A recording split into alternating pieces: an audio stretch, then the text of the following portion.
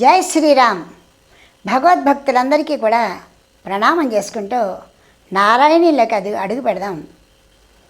నారాయణీయంలో ప్రథమ స్కందంలో 2వ దశకంలో 5-6 శ్లోకాలను చదువుకుందాం.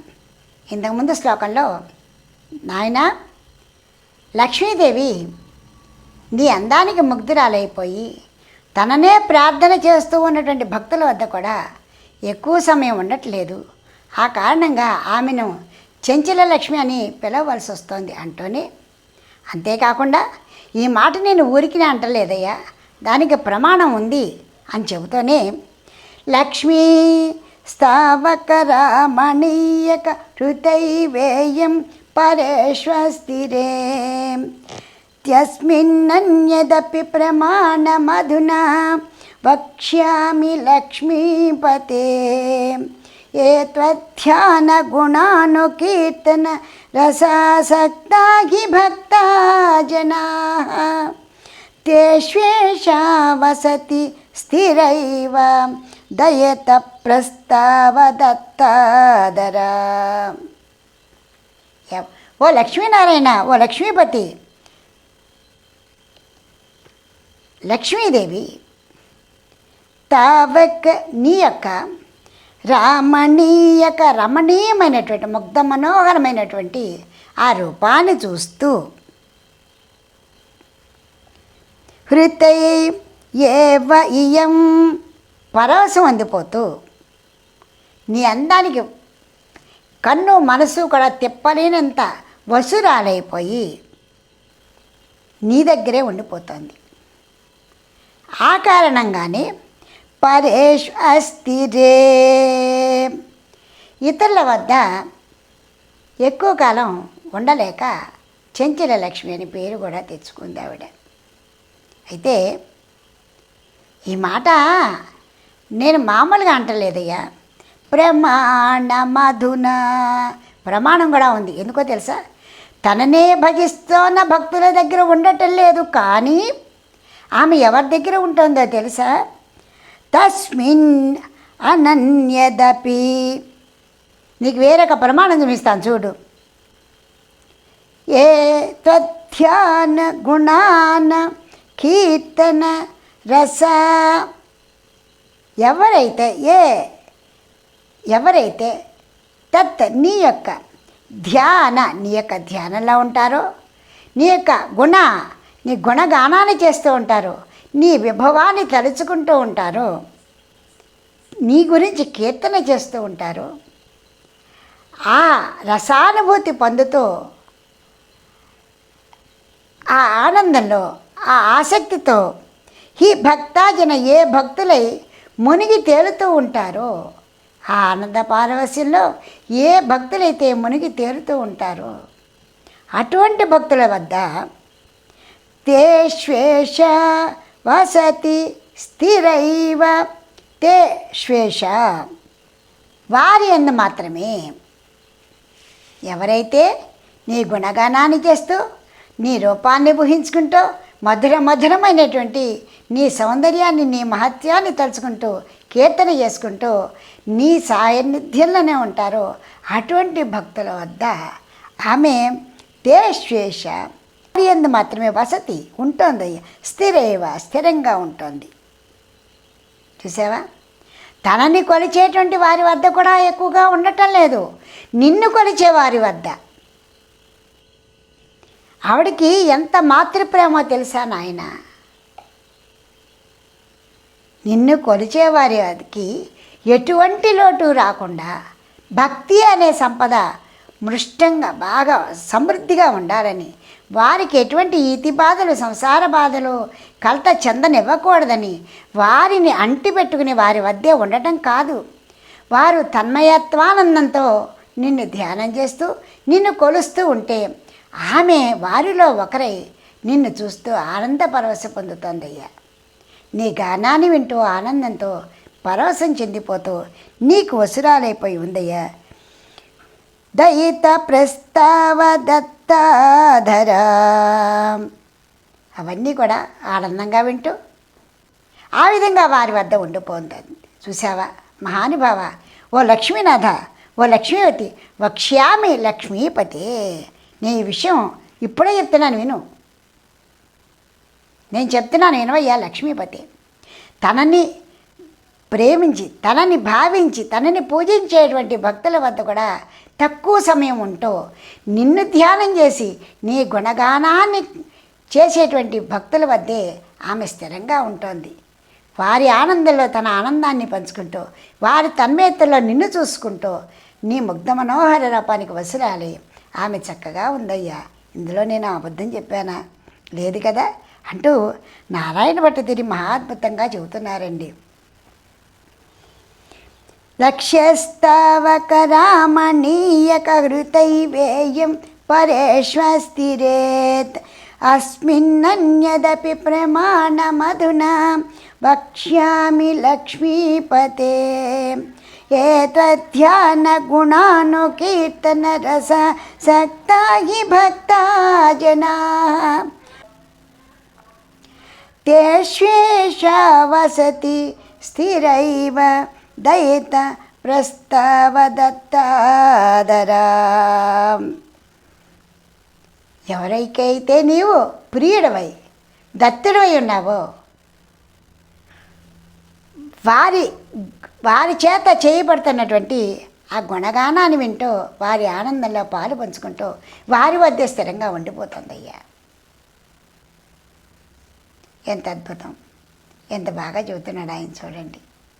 ఆమెను ప్రేమించి ఆమెను పూజించే వాళ్ళ దగ్గర తక్కువగా ఉంటూ, ఎవరైతే ఆ నారాయణమూర్తిని శ్రీమన్నారాయణుని యొక్క గుణగానాన్ని చేస్తూ పరవశం చెందిపోతున్నారో వారి వద్దే ఎక్కువగా ఉంటుందిట.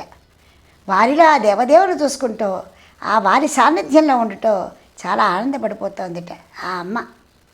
అలా అంటూనే ఏవం భూత మనోజ్ఞత నవసుధా నిశ్చంద సందోహనం త్వద్రూపం. నీ రూపం చూడవయ్య. త్వద్రూపం పరచిత్ర సాయనమయం చేతోహరం శృణ్వతాం సత్య ప్రేరయతే మతిం మదయతే రోమాంచయత్యంగకం వ్యాసించేత్యపి శీత భాష్మ విసరై ఆనందమూర్ఛోద్భవై.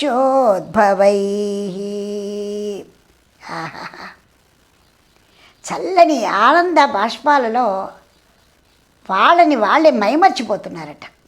ఎవరు? ఏవం భూత మనోజ్ఞత. ఎవరైతే నీ యొక్క హృదయంగమైనటువంటి రూపాన్ని చూసి మైమర్చిపోతున్నారో. నవసుధా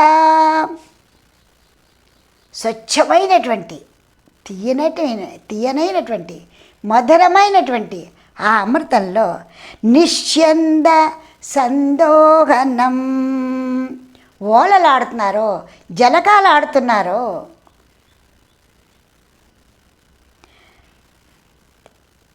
తద్రూపం. ఎందుకు అలా చేస్తున్నారంటే నీ యొక్క రూపం. తద్రూపం. అసలు ఆ రసాయనం గురించి, ఆ ఆనంద పారవశ్యం ఎందుకు చెందుతున్నారో చెప్తున్నారు చూడండి. పరచిత్ రసాయనమయం. పరచిత్ రసాయనమయం. వారు ఇంత మనోహరమైనటువంటి స్థితి ఎందుకు పోతున్నారు అంటే ఎలాంటి రసాయనంలో వారు మొలకలేస్తున్నారో చూడండి. అది అత్యద్భుతమైనటువంటి చైతన్యమైన పరబ్రహ్మతత్వమైనటువంటి చైతన్యము, ఆనందమయమైనటువంటి ఆ రసాయనంలో వాళ్ళు ఓలలాడుతున్నారట. ఇప్పుడు పరమావధి మించినది లేదు. అటువంటి రసాయనం వాళ్ళకి దొరికినప్పుడు వాళ్ళు అటు ఇటు ఎందుకు చూస్తారండి? వదులుకుంటారా? పైగా ఎవరైతే అలా నిమగ్నమై ఉన్నారో వాళ్ళని కాపాడుతూ లక్ష్మీదేవి ఉంది. ఈతి బాధలు లేకుండా, వాళ్ళ సంసారానికి ఎలాంటి ఇబ్బందులు లేకుండా, అలాగే వాళ్ళ ధ్యానానికి ఎలాంటి కూడా ఆటంకాలు లేకుండా ఆడు వెన్నుకాపై చూస్తోందండి. వాళ్ళకి వెన్నెదన్నుగా ఉంటూ ఆ దేవదేవుని, వారిలో ఆ దేవదేవుని చూస్తే పరవశం చెందిపోతూ ఉందండి. అలాంటి పరచిత్ రసాయనమయం. అలాంటి అద్భుతమైనటువంటి ఆ రసాయనాన్ని, ఆ అమృతాన్ని పానం చేస్తూ ఓలలాడిపోతూ ఉన్నారండి. ఎందుకు ఓలలాడుతున్నారు? ఆ గానాన్ని తధ్యాన గుణాను కీర్తన రస ఆసక్త. ఎవరైతే ఈ విధంగా గుణగానాన్ని చేస్తూ ఉన్నారో అవన్నీ కూడా శృణ్వత, వింటున్నారు, అనుభవిస్తున్నారు. అందువల్ల చేతోహరం, వాళ్ళ మనసు దోచేస్తుందండి. అసలు అటు ఇటు కూడా బెసకటాన్ని వీలని లేనంతగా వాళ్ళు అందులో చెప్తున్నాడుగా ఆనంద మూర్ఛోద్భవై, ఆనందంలో మూర్ఛితులైపోతున్నారా అన్నంత అద్భుతమైనటువంటి ఆనందంలో వాళ్ళు మునిగి తీరుతున్నారు. దానికి కారణం అది పరచిత్ రసాయనమయం, పరబ్రహ్మతత్వమైనటువంటి ఆనందమైనటువంటి అత్యున్నతమైనటువంటి చైతన్యము, ఆనందము, దాని రెండింటి యొక్క కలయిక. అది పరబ్రహ్మ రసాయనమృతము, రసామృతము. ఆ కారణంగా వారెవరు కూడా బయటికి రాకుండా ఆ దేవదేవుని ధ్యానంలో ఉండిపోయారు పరవశించేది. ఏవం భూత మనోజ్ఞత, వాళ్ళందుకే అంత రమ్యమైనటువంటి ఆనందాన్ని పొందగలుగుతున్నారు. అయితే సత్య ప్రేరయతే మతిం మదయతే, అంతటితో ఆగుతుందా? అది మతి కూడా పోగొట్టేస్తుంది. మతి కూడా వాళ్ళకి అసలు బాహ్య స్పృహే ఉండట్లేదు. సమస్తము కూడా ఆనందమే, సమస్తము కూడా ఆ శ్రీమన్నారాయణునే, సమస్తము ఆ స్వరూపమే కనిపిస్తూ వెలుగుతూ ఉందండి. ఆ దివ్య ప్రభావం వాళ్ళ మనసు, తనువు అలా ఓలలాడిపోతుంది అక్కడ. అందుకే నిశ్చంద సందోహనం అన్నాడు. అందులో ఆ ఆనంద తాండవంలో వాళ్ళు మునిగి తేలుతున్నారండి. మతి మదయతే, మనసు అత్యంత ఆనందపడిపోతూ ఉంది. సత్య ప్రేరయతే, అసలు క్షణపాటు కూడా ఏమరపాటు లేకుండా ప్రేరేపిస్తుందండి ఆ ఆనందం. అంత సమ్మోహనంగా ఉందయ్యా నీ రూపం. సాక్షాత్తు లక్ష్మీదేవే, నీ హృదయంలో ఉన్న లక్ష్మీదేవే కను తిప్పుకోలేకపోతుంటే మేమెంత నాయన, మహానుభావ నారాయణ అనుకుంటూ ఆయన చెబుతానే మదయ రోమాంచయత్యంగకం, అసలు తలుచుకుంటుంటేనే రోమాలు నిక్కబడుతున్నాయ్యా. అణువునా కూడా ఆ ఆనందామృత వర్షం అలా పాకుతూ ఉందయ్యా, మాకు అణువునా పాకుతూ ఉందయ్యా. నీ రూపం శరీరంలో ఉన్న ప్రతి అణువునా కూడా పాకి మహా ఉత్తేజంగా ఉన్నామయ్యా మేము. నీ భక్తులందరూ కూడా హే భక్తాజనాహ, ముందు శ్లోకంలో ఎంత బాగా చెప్పాడు చూడండి. హే భక్తాజన, ఏ భక్తులైతే ఈ విధమైనటువంటి పారవస్యాన్ని పొందుతున్నారో, అణువణువునా నిండిపోయి ఆనందాన్ని పొందుతున్నారో, వింటున్నారో, వారి మతి పోతూ ఉందో, మతి మదియతే, మతి పోతూ ఉందో, అటువంటి వ్యాసించత్యపి, ఈ ఆనందం ఆ శరీరాల్ని ముంచేస్తూ ఉందో వారు ఎలా ఉన్నారు తెలుసా? శీత బాష్ప విసరై, ఆ ఆనందంలో తెలియకుండానే వాళ్ళ కళ్ళ నుండి ఆనంద బాష్పాలు చక్కగా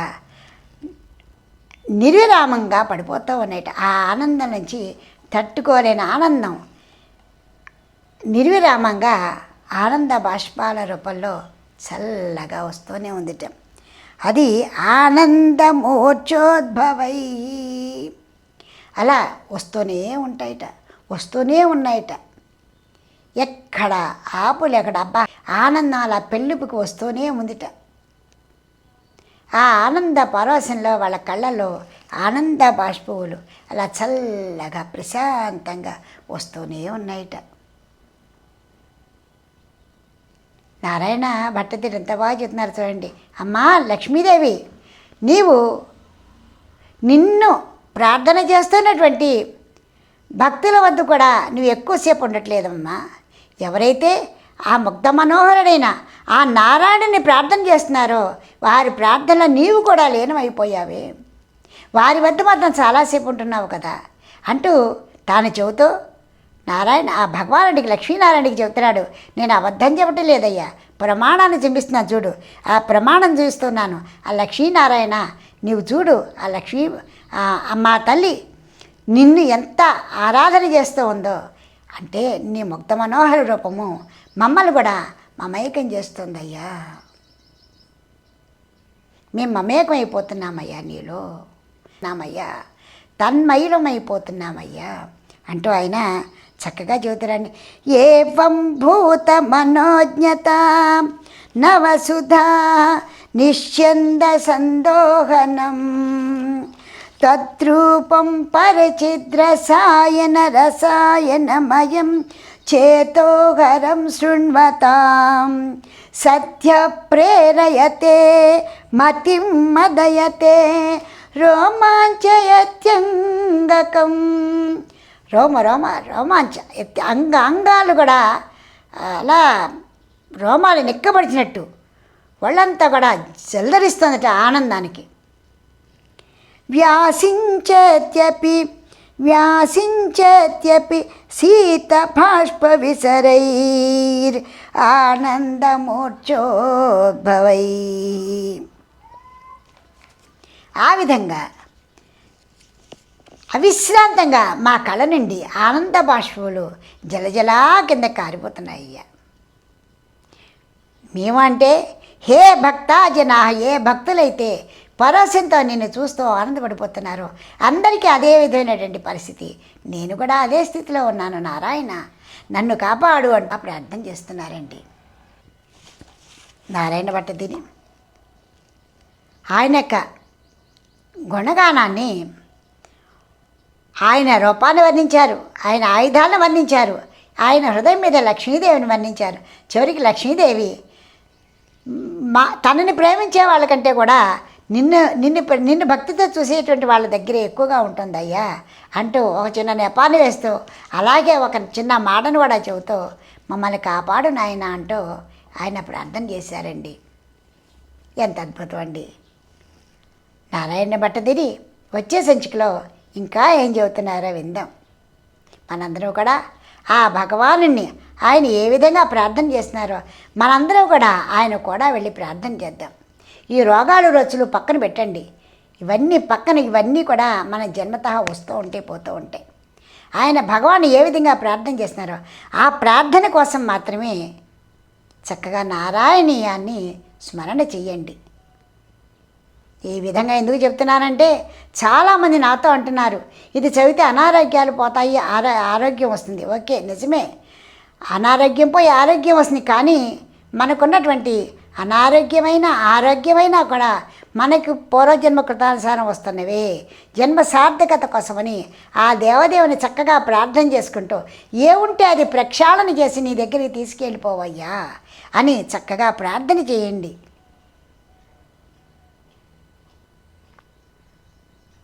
అందరినీ ఈ విధంగానే కోరుకుంటానండి. నేను కూడా భగవన్నామం చేసుకుంటూనే కూర్చుంటా. ఏది ఎలా జరగాలంటే అది భగవంతుడు చూస్తూనే ఉంటాడు. మనకి ఎప్పుడు ఏది ఇవ్వాలో, ఏది ఎప్పుడు ఎలా తీసుకెళ్ళిపోవాలో ఆయనకి తెలుసు. జై శ్రీరామ్. వచ్చే సంచికలో మరో 2 శ్లోకాలను చక్కగా చదువుకుందాం. నమామి నారాయణ పాద పంకజం కరోమి నారాయణ పూజనం సదా వదామి నారాయణ నామ నిర్మలం స్మరామి నారాయణ తత్వమవ్యయం. ఇంకా ఏం కావాలండి?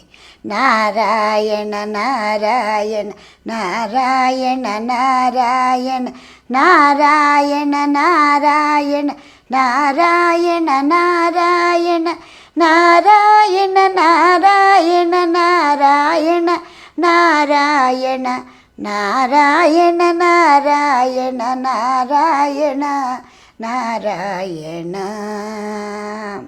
ఆ నారాయణ నామస్మరణ చేసుకుంటాం. మీకు ఈ వీడియో నచ్చితే లైక్ చేయండి, షేర్ చేయండి, సబ్స్క్రైబ్ చేయండి.